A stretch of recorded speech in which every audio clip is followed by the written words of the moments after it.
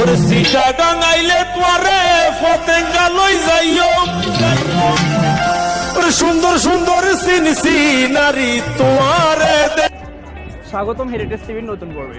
আজকে আমরা এসেছি চট্টগ্রাম সমুদ্র সৈকতের পতেঙ্গা এলাকাতে, যেটা কিছুদিন আগেই অনেক উন্নত হয়েছে বলে আমরা অনেক নিউজ পেয়েছি। আজ আমরা আপনাদেরকে হেরিটেজ টিভির ক্যামেরার মাধ্যমে পুরো বিচটা ঘুরে দেখাবো। তো আপনারা আমাদের সাথে।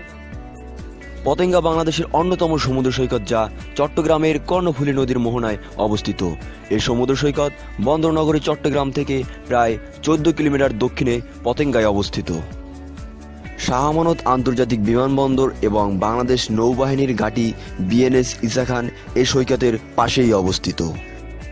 এছাড়া চট্টগ্রাম বন্দরের অনেক জেটি এখানে অবস্থিত।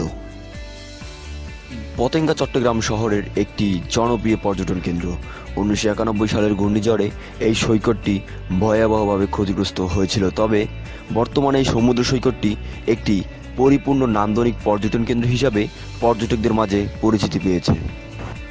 অতীতে এখানে সন্ধে নামলেই পর্যটকদের মাঝে একটা ভীতি কাজ করত বা পর্যটকদের ফিরিয়ে দেওয়া হতো, কিন্তু বর্তমানে পর্যটকেরা রাত হলেও নির্ভয়ে সামুদ্রিক প্রকৃতি উপভোগ করতে পারবে এবং দূর দূরান্ত থেকে আসা দর্শনার্থীদের জন্য এখানে গড়ে উঠছে আবাসিক হোটেল ব্যবস্থা।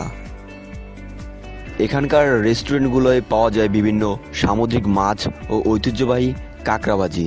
এখানের মলে রয়েছে বিভিন্ন শৈল্পিক পোশাক সামগ্রী, ঝিনুক, পাথর ও শামুকের তৈরি বাহারি দ্রব্য সামগ্রী এবং রমণের প্রিয় বিভিন্ন সুস্বাদু আচার।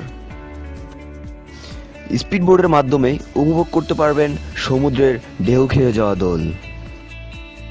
এছাড়াও আরও নানান আনন্দঘন মুহূর্ত উপভোগ করতে পারবেন এবং তা স্মৃতি হিসাবে রেখে দিতে এখানকার উন্নত মানের ক্যামেরা ও ক্যামেরাম্যান দ্বারা ছবি তুলে নিতে পারবেন। এখানে আপনি পর্যটনীয় চেয়ারে বসে বা শুয়ে সমুদ্রের সৌন্দর্য উপভোগ করতে পারবেন।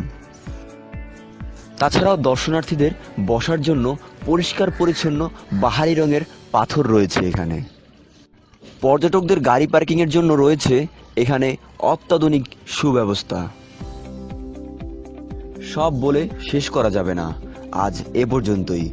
আশা করা যায় পর্যটন কেন্দ্র হিসাবে এটি পর্যটকদের মনে প্রশান্তি যোগাবে।